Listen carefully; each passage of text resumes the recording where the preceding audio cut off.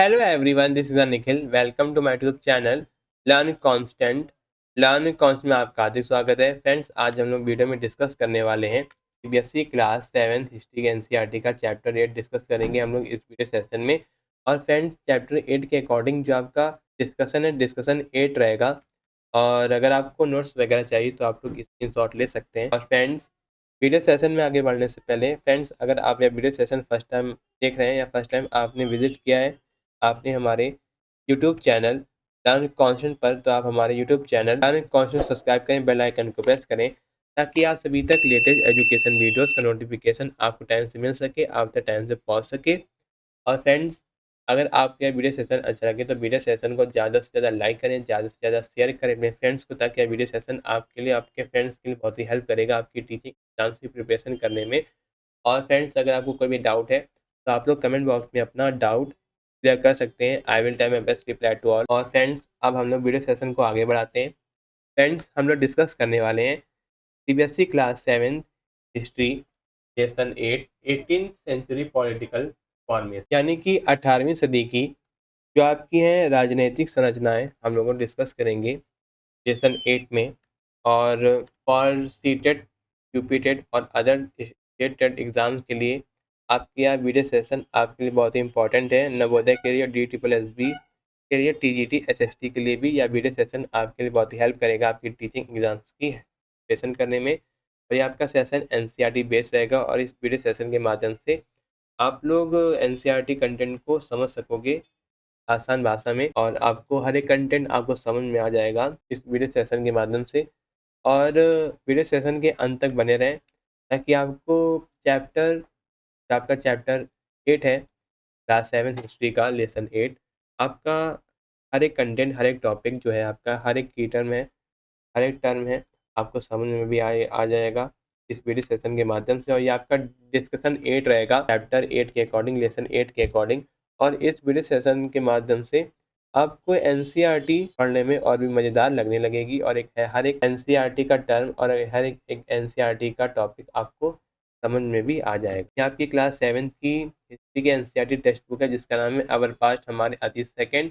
और ये आपकी एनसीईआरटी टेक्स्ट बुक आपको एनसीईआरटी की ऑफिशियल वेबसाइट पर आपको मिल जाएगा और मेरे टेलीग्राम चैनल पर भी आपको यहाँ एनसीईआरटी टेक्स्ट बुक आपको मिल जाएगी। मैंने दोनों का लिंक इसी वीडियो के डिस्क्रिप्शन पर आपको दे रखा है, तो आप लोग चेकआउट कर लीजिएगा। और ये आपका कंटेंट है जिसमें हम लोग डिस्कस करने वाले हैं last chapter 18th century political formation, यानी कि 18वीं सदी में जो राजनीतिक संरचनाएं किस तरीके से बनी हम लोग डिस्कस करेंगे। और इस लेसन से आपके काफ़ी क्वेश्चंस आपके बन जाते हैं आपके एसएसटी एंड पेडागोजी सेक्शन जो आपके टीचिंग एग्ज़ाम में आपका आता है।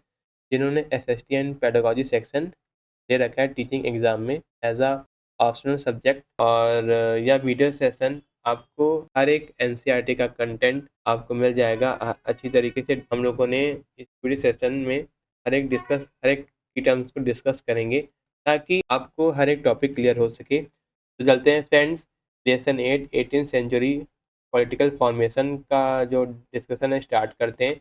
सबसे पहले आपका इंट्रोडक्शन है। फ्रेंड्स, ये आपका सीबीएसई क्लास 7 हिस्ट्री का लास्ट चैप्टर है, चैप्टर 8 लेसन 8, जिसमें आपको इंट्रोडक्शन दिया गया। सबसे पहले दिया गया है कि यदि आप मैप नंबर 1 और मैप नंबर 2 को ध्यान से देखेंगे तो 18वीं शताब्दी के पूर्वार्ध में उपमहाद्वीप की कुछ महत्वपूर्ण घटनाएं घटित होती हैं हुई दिखाई देंगी। ध्यान दें कि किस प्रकार अनेक स्वतंत्र राज्यों के उदय से मुगल साम्राज्य की सीमाओं का स्वरूप बदल गया।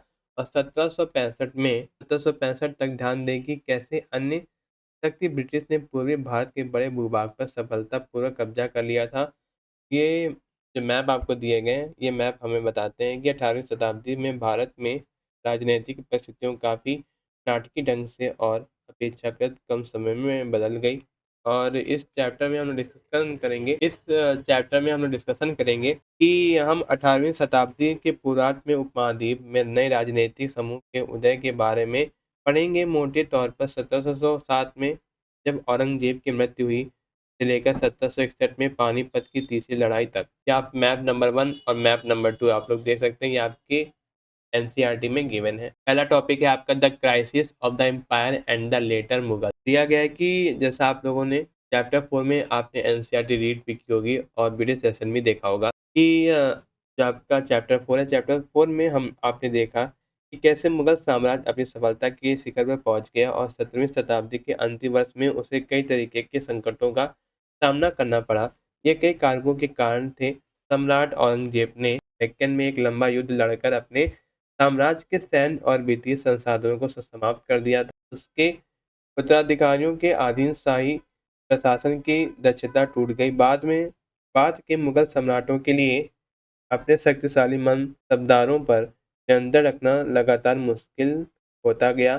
गवर्नर सूबेदार के रूप में नियुक्त रईस अफसर और राजस्व और सैन्य प्रशासन दीवानी और फौजदारी के कार्यालयों को भी नियंत्रित करने लगे। This gave them extraordinary political, economic and military power. इनमें से उन्हें मुगल साम्राज्य के विशाल क्षेत्र पर असाधारण राजनीतिक, आर्थिक और सैन्य शक्ति प्राप्त हुई। जैसे जैसे गवर्नरों ने प्रांतों पर अपना नियंत्रण मजबूत किया, राजधानी को राजस्व की आवधिक छूट कम होती गई और उत्तर और पश्चिमी भारत के कई हिस्सों में किसान और जमींदारी विद्रोह ने इन समस्याओं को की ओर बढ़ा दिया।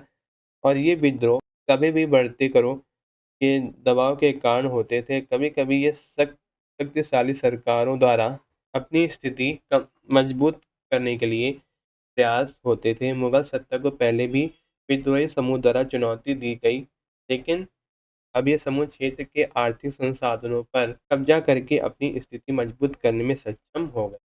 और औरंगजेब के बाद ये मुगल सम्राट प्रांतीय गवर्नरों, स्थानीय सरदारों और अन्य समूह के हाथों में राजनीतिक और आर्थिक सत्ता के क्रमिक हस्तांतरण को रोकने में असमर्थ। अब आपको एक बॉक्स दिया गया है, rich harvest and empty coffers. जैसा कि भरपूर फसल और खाली खजाना साम्राज्य के वित्तीय दिवालियेपन के बारे में एक समकालीन लेखक का विवरण निम्नलिखित है। बड़े-बड़े स्वामी असहाय और दरिद्र हैं और उनके किसान साल में 2 फसलें उगाते हैं, लेकिन उनके स्वामी दोनों में से कुछ भी नहीं देखते हैं। लेकिन उनके सभी स्वामी दोनों में से कुछ भी नहीं देखते और मौके पर उनके एजेंट किसानों के हाथों में वस्तुतः कैदी हैं। जैसे एक किसान को उसके ऋणदाता के घर में तब तक रखा जाता है तब तक वो अपना कर्ज नहीं चुका देता। तभी व्यवस्था और प्रशासन का इतना पतन हो गया कि यद्यपि किसान सोने की फसल काटता है तो लेकिन इन उसके स्वामी को तिनके का एक टुकड़ा भी नहीं दिखाता है। ये स्वामी अपनी सशस्त्र सेना कैसे रख सकता है? वह इन सैनिकों को कैसे भुगतान कर सकता है जो उसके बाहर जाने पर उसके आगे चलते हैं या उन घुड़सवारों का जो उसके पीछे सवारी करते हैं? नेक्स्ट है, in the midst of the economic and political crisis the ruler of the Iran Nadir Shah. इस आर्थिक और राजनीतिक संकट के बीच ईरान के शासक नादिर शाह ने 1729 में दिल्ली शहर को लूट लिया और अपार धन संपत्ति लूट ली। इन आक्रमण के बाद अफगान शासक अहमद शाह अब्दाली ने लूटपाट की एक श्रृंखला शुरू की, जिसे 1748 और 1761 के बीच उत्तर भारत पर 5 बार आक्रमण किया गया। नेक्स्ट है, वन ऑफ द अदर। दिया गया है कि इन दो शक्तिशाली समूह में से एक या दूसरा सबसे बड़ा अपमान तब हुआ जब दो मुगल सम्राटों फर्रुख यार 1713-1719 और आलमगीर तृतीय 1754 से लेकर 1759 की हत्या कर दी गई। और जो अन्य अहमद शाह जिन्होंने शासन के 1748 से लेकर 1754 और शाह आलम द्वितीय 1759 से लेकर 1816 को उनके सरदारों ने अंधा कर दिया। मुगल सम्राटों के अधिकार की गिरावट के साथ बड़े प्रांतों, गवर्नर, सूबेदार और बड़े जमींदार ने उपमहाद्वीप के विभिन्न हिस्सों जैसे अवध, बंगाल और हैदराबाद में अपने अधिकार को मजबूत कर लिया। नेक्स्ट अब आपका द राजपूत। नेक्स्ट टॉपिक है राजपूत के बारे में दिया गया है। कई राजपूत राजाओं ने विशेषकर आमेर और जोधपुर के राजाओं ने मुगलों के अधीन प्रतिष्ठिता के साथ सेवा की थी। बदले में उन्हें अपनी वतन जागीरों में पर्याप्त स्वतंत्रता प्राप्त करने की अनुमति दी गई। 18वीं शताब्दी में इन शासकों ने अब आसपास के क्षेत्रों पर अपना नियंत्रण बढ़ाने का प्रयास किया। जोधपुर के शासक अजीत सिंह भी मुगल दरबार की गुटित राजनीति में शामिल। अब आपको एक बॉक्स दिया गया जिसमें कई राजपूत शासकों के बारे में दिया गया है। कई राजपूत शासकों ने मुगलों की अधीनता स्वीकार कर ली थी, लेकिन मेवाड़ एकमात्र राजपूत राज्य था जिसने मुगल सत्ता को चुनौती दी। राणा प्रताप 1572 में मेवाड़ की गद्दी पर बैठे और उन्होंने जतपौर और मेवाड़ के बड़े हिस्से पर कब्जा कर लिया। मुगलों को मुगलों की अधीनता स्वीकार करने के लिए कई दूत भेजे गए, लेकिन उनकी सेना ने उन्हें पराजित कर दिया। नेक्स्ट है, these influential Rajput families claim the subedari of the rich provinces of the Gujarat and Malwa. इन प्रभावशाली राजपूत परिवारों ने गुजरात और मालवा के समृद्ध प्रांतों की सूबेदारी का दावा किया, और जोधपुर के राजा अजीत सिंह गुजरात के गवर्नर थे और आमेर के सवई राजा जयसिंह मालवा के गवर्नर थे। उन कार्यालयों का नवीनीकरण सम्राट जहांगीर शाह द्वारा 1713 में किया गया था। उन्होंने अपने वतन के पड़ोसी शाही इलाकों पर कब्जा करके अपने क्षेत्रों का विस्तार करने की भी कोशिश की, और नागौर पर विजय प्राप्त कर उसे जोधपुर में मिला दिया गया, जबकि अजमेर ने बूंदी के बड़े हिस्से पर कब्जा कर लिया। नेक्स्ट है, Sawai Raja Jai Singh and founded his new capital at. Sawai Raja Jai Singh ने जयपुर में अपनी नई राजधानी स्थापित की और उन्हें 1722 में आगरा की सूबेदारी दी गई, और 1740 के दशक के राजस्थान में मराठा अभियानों ने इन रियासतों पर गंभीर दबाव डाला और उनके आगे विस्तार को रोक दिया गया। Many Rajput chieftains build a number of fort. कई राजपूत सरदारों ने पहाड़ी चोटियों पर कई किले बनवाए जो सत्ता के केंद्र बन गए। व्यापक किलेबंदी के साथ इन राजसी संरचनाओं ने शहरी केंद्रों, महल, मंदिर, व्यापार केंद्र, जल कटाई संरचनाएं और अन्य चित्तौड़गढ़ बंदरगाह, राजस्थान भवन आदि थे। चित्तौड़गढ़ जिले में तालाबों से लेकर कुंडियों कुंडियों बावड़ियों आदि तक कई जल निकाय थे। जैसे आप लोग फिगर 4 और फिगर 3 में आप लोग देख सकते हैं। नेक्स्ट है, राजा जयसिंह ऑफ जयपुर। जयपुर के राजा जयसिंह 1732 के फ्रांसीसी विवरण में राजा जयसिंह का डेस्टिनेशन दिया गया है। जो राजा जयसिंह अपनी शक्ति के शिखर पर थे, वे 12 साल तक आगरा के 5 या 6 साल तक मालवा के राज्यपाल रहे। उनके पास एक बड़ी सेना, तोपखाना और अपार धन था, और उनका शासन दिल्ली से लेकर नर्मदा के तट पर तक फैला हुआ है। जैसा आप लोग देख सकते हैं, Sawai Jai Singh the ruler of Amber constructed 5 astronomical observatories, one each of the Delhi. जैसा कि आमेर के शासक सवाई जयसिंह ने 5 खगोलीय वेधशालाओं का निर्माण कराया, जिसमें प्रत्येक दिल्ली, जयपुर, उज्जैन, मथुरा और बनारसी में थी। उन्हें सामान्यतः जंतर मंतर के नाम से भी जाना जाता है। उन वेधशालाओं में आकाशीय पिंडों के साथ अध्ययन के लिए भी विभिन्न उपकरण लगे हुए। नेक्स्ट है, सीजिंग इंडिपेंडेंस। स्वतंत्रता कब्जा यानी कि सिख के द्वारा किया गया। जैसा हम लोगों ने चैप्टर 6 में हम लोगों ने 17वीं शताब्दी के दौरान सिखों के एक राजनीतिक समुदाय के रूप में संगठन, जैसा हम लोगों ने चैप्टर 6 में डिस्कशन किया था कि जो आपका राजनीतिक समुदाय के रूप में संगठन ने पंजाब में क्षेत्रीय राज्य का निर्माण में मदद की। गुरु गोबिंद सिंह ने 1699 खालसा की स्थापना से पहले और बाद में राजपूत और मुगल शासकों के खिलाफ कई लड़ाइयाँ लड़ी। 1708 में उनकी मृत्यु के बाद खालसा ने बंदा बहादुर के नेतृत्व में मुगल सत्ता के खिलाफ विद्रोह कर दिया। गुरु नानक और गुरु गोबिंद सिंह के नाम पर सिक्के चलाकर अपने संप्रभु शासन की घोषणा की और सतलुज और यमुना के बीच अपना प्रशासन स्थापित किया। बंदा बहादुर वॉज कैप्चर्ड। जो बंदा बहादुर थे वो पकड़े गए। 1715 में पकड़ लिया गया था और 1716 में उसे फांसी दे दी गई। जैसा आप लोग देख सकते हैं फिगर नंबर 6 में, ये महाराजा रणजीत सिंह की तलवार है, जैसा आपको एनसीईआरटी में गिवन है। नेक्स्ट है, century the Sikh organise themselves into a number of bands called संत और लेटर ऑन द मिसल्स। 18वीं शताब्दी में स्वयं को उनके समूह में संगठित किया गया, जिन्हें जनता कहा गया और बाद में मिसल कहा गया। उनके संयुक्त सेना को ग्रैंड आर्मी दिल खालसा के रूप में जाना जाता है। बैसाखी और दिवाली के समय अमृतसर में पूरा निकाय एकत्रित होकर सामूहिक निर्णय लेता है, जिसे गुरु के संकल्प गुरमत के नाम से भी जाना जाता था। राखी नामक एक प्रणाली शुरू की गई, जो किसानों को उपज का 20% कर चुकाने पर सुरक्षा प्रदान करती थी। नेक्स्ट है, Guru Gobind Singh has inspired the Khalsa with the believe that their destiny was to rule. जैसा कि गुरु गोबिंद सिंह ने खालसा को यह विश्वास दिलाया था कि उनका भाग्य शासन करना, राज करेगा खालसा है।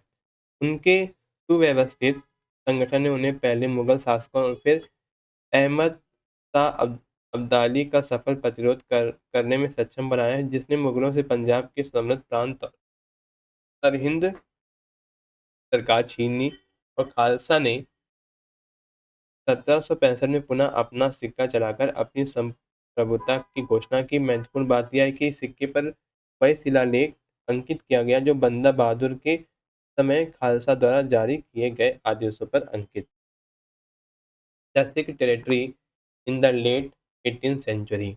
18वीं शताब्दी के उपरांत में सिख क्षेत्र सिंधु ने यमुना तक फैले हुए थे, लेकिन वे विभिन्न शासकों के अधीन विभाजित थे। उनमें से एक महाराजा रणजीत सिंह ने इन समूह को फिर से एकजुट किया और 1799 में लाहौर में अपनी राजनीतिक और राजधानी स्थापित की। नेक्स्ट है द मराठास। मराठा साम्राज्य की स्थापना छत्रपति साहू जी महाराज 1630 ने की थी, 1630 में हुई थी, इसके द्वारा छत्रपति साहू जी महाराज के द्वारा। और जो मराठा साम्राज्य मुगल शासन के निरंतर विरोध से उत्पन्न होने वाले एक और शक्तिशाली क्षेत्रीय साम्राज्य था। शिवाजी ने 1630 से 1680 तक शक्तिशाली योद्धा परिवारों और देशमुखा के समर्थन में एक स्थिर राज्य बनाया। अत्यधिक गतिशील किसान पशुपालकों कुणबी के समूह ने मराठा सेना की रीढ़ प्रदान की। शिवाजी ने इन सेनाओं का उपयोग प्रायद्वीप में मुगलों की चुनौती देने के लिए किया और शिवाजी के मृत्यु के बाद मराठा राज में प्रभावी सत्ता चित्तपावन ब्राह्मणों के परिवार के पास थी, जो शिवाजी के उत्तराधिकारी को पेशवा या प्रधानमंत्री के रूप में सेवा प्रदान करते थे। पुनः मराठा साम्राज्य की राजधानी बन गई। नेक्स्ट है पोर्ट्रेट ऑफ द शिवाजी। ये आपकी शिवाजी की एक पोर्ट्रेट पिक्चर है जो आपके एनसीईआरटी में गिवन है और एक आपका बॉक्स है दिया गया है जिसमें 17वीं शताब्दी के अंत में एक शक्तिशाली राज शिवाजी के नेतृत्व के बारे में दिया गया, जिन्होंने बताया है कि शिवाजी के नेतृत्व में डेक्कन से उभरना शुरू हुआ, जिसमें अतः मराठा राज की स्थापना हुई। शिवाजी का जन्म 1630 में शिवनेर में साजी और जीजा नाई के घर हुआ था। अपनी माँ अनिल बीज संरक्षक दादा कांडदेव के मार्गदर्शन में शिवाजी ने कम उम्र में विजय का करियर शुरू किया और जावली पर कब्जे ने उन्हें मावला हाईलैंड का निर्विवाद नेता बना दिया, जिसने आगे विस्तार के रूप में और पश्चिम को ध्वस्त किया और बीजापुर और मुगलों की सेनाओं के लिए खिलाफ उनके कारनामों ने एक महान व्यक्ति बना दिया और उन्होंने अक्सर अपने विरोधियों से बचने के लिए गुरिल्ला युद्ध का सहारा लिया। चौथे और सरदेशमुखी पर आधारित संग्रह पद्धति द्वारा समर्थित एक कुशल प्रशासनिक प्रणाली की शुरुआत की। उन्होंने एक अफ्रीकन मराठा राज्य की नींव रखी। नेक्स्ट है under the Peshwa the Maratha develop a very successful military organisation. पेशवाओं के अधीन मराठाओं ने एक बहुत ही सफल सैन्य संगठन विकसित किया। उनकी सफलता मुगलों के किलेबंद क्षेत्रों को पार करना और शहरों पर छापा मारना मुगलों सेनाओं को उन क्षेत्रों में उलझाने में निहित थी जहाँ उनकी आपूर्ति लाइनों और सुदृढ़ीकरण को आसान से बाधित किया जा सकता था। 1720 और 1761 के बीच मराठा साम्राज्य का विस्तार हुआ और इससे धीरे धीरे मुगल साम्राज्य के अधिकार कमजोर हो गए और 1720 के दशक तक मालवा और गुजराती मुगलों से छीन लिया गया। 1730 के दशक तक मराठा राज्य को संपूर्ण डेक्कन प्रायद्वीप का अधिपति मान लिया गया। उसके पूरे क्षेत्र में चौथे और सरदेशमुखी लगाने का अधिकार था। नेक्स्ट है आफ्टर राइडिंग दिल्ली इन 1737 में दिल्ली पर आक्रमण के बाद मराठा प्रभुत्व की सीमाएं तेजी से विस्तृत हुईं और उत्तर में राजस्थान और पंजाब तक, पूर्व में बंगाल और उड़ीसा तक तथा दक्षिण में कर्नाटक और तमिल तेलुगु देशों तक मानचित्र जैसा आपको मैप नंबर 1 दिया गया। इन्हें औपचारिक रूप से मराठा साम्राज्य में शामिल नहीं किया गया था, लेकिन मराठा प्रभुत्व को स्वीकार करने के लिए एक तरीके के रूप में उन्हें कर देना पड़ता था। नेक्स्ट टॉपिक है अब आपका जाट। अन्य राज्यों की तरह जाटों ने भी 17वीं और 18वीं शताब्दी के अंत में अपनी शक्ति को मजबूत किया। अपने नेता चूड़ामन के नेतृत्व में उन्होंने दिल्ली शहर के पश्चिम में स्थित क्षेत्रों पर नियंत्रण हासिल कर लिया और 1680 के दशक तक उन्होंने दिल्ली और आगरा के दो शाही शहरों के बीच के क्षेत्र पर अपना दबदबा बनाया शुरू कर दिया था। कुछ समय के लिए वे आगरा शहर के आवासीय संरक्षक बन गए। The Jats were prosperous agriculturists and towns like Panipat and Ballabhgarh. Jat समृद्ध कृषक थे और पानीपत और बल्लभगढ़ जैसे शहर उनके प्रभुत्व वाले क्षेत्र में महत्वपूर्ण व्यापारिक केंद्र बन गए। सूरज महल के अधीन भरतपुर राज्य एक मजबूत राज्य के रूप में उभरा। जब 1729 में नादिर शाह ने दिल्ली पर आक्रमण किया तो शहर के कई प्रतिष्ठित लोगों ने वहां शरण ली। उनके बेटे जवाहर शहर के शाह के पास स्वयं को 30,000 सैनिक थे और उसने मुगलों से लड़ने के लिए 20,000 मराठा और 15,000 सिख सैनिकों को किराए पर रखा है। While the Bharatpur fort was built in a fairly traditional style, Bharatpur का किला काफी हद तक पारंपरिक शैली में बनाया गया था, जबकि डिक ने जाटों ने आमेर और आगरा में देखी गई शैलियों को मिलाकर एक विस्तृत उद्यान महल बनाया था। उनकी इमारतों को शाहजहां के राजघराने से जुड़े वास्तुशिल्प रूपों पर बनाया गया था।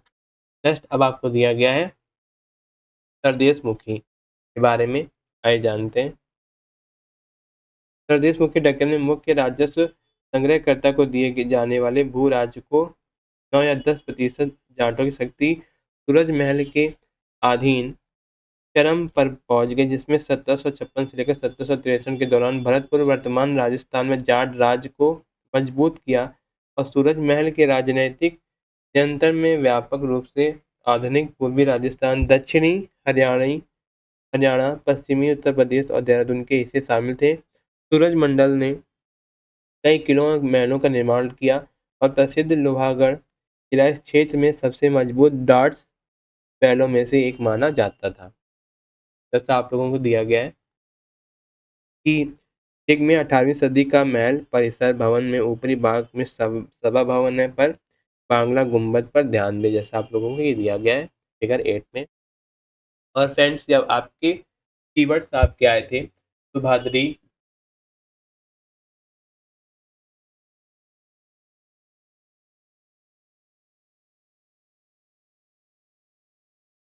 फ्रेंड्स यहाँ पे कीवर्ड्स आपके आए थे सुभद्री, दाल, खालसा, मिसल, फौजदारी, इजाजरी, चौथ, सरदेश मुखी। यहाँ पे इतने की टर्म्स आपके आए थे इस लेसन में। और फ्रेंड्स आज का जो आपका लेसन है फिनिश होता है। आई होप आपका वीडियो सेशन आपको पसंद आएगा, पूरा डिस्कशन पसंद आया होगा। और फ्रेंड्स अगर आप वीडियो सेशन फर्स्ट टाइम देख रहे हैं, फर्स्ट टाइम आपने विजिट किया है, तो आप हमारे YouTube channel learn concept subscribe करें, बेल आइकन को प्रेस करें ताकि आप सभी तक लेटेस्ट एजुकेशन वीडियोस का नोटिफिकेशन आपको टाइम से मिल सके, आपके टाइम से पहुंच सके। और फ्रेंड्स अगर आपके वीडियो सेशन अच्छा लगे तो वीडियो सेशन को ज़्यादा से ज़्यादा लाइक करें, ज़्यादा से ज़्यादा शेयर करें अपने फ्रेंड्स को, ताकि यह वीडियो सेशन आपके लिए, आपके फ्रेंड्स की बहुत ही हेल्प करेगा आपकी टीचिंग एग्जाम्स की प्रिपरेशन करने में। और फ्रेंड्स अगर आपको कोई भी डाउट है तो आप लोग कमेंट बॉक्स में अपना डाउट क्लियर कर सकते हैं। I will try my best reply to all. और फ्रेंड्स ये हमारे सोशल मीडिया हैंडल्स हैं, तो आप लोग लर्न कॉन्सेप्ट को आप लोग फॉलो कर सकते हैं फेसबुक पेज पर, इंस्टाग्राम पर, ट्विटर पर, टेलीग्राम चैनल पर और ट्विटर पर आप लोग फॉलो कर सकते हैं ताकि आप सभी तक लेटेस्ट टीचिंग एग्जाम का नोटिफिकेशन आपको टाइम से मिल सके। और फ्रेंड्स आज का जो आपका वीडियो सेशन है फिनिश होता है। आई होप आपका वीडियो सेशन आपको पसंद आया होगा। Thanks for watching this video. मिलते हैं फ्रेंड्स इसी तरीके के इंटरेस्टिंग वीडियो में। थैंक यू, धन्यवाद।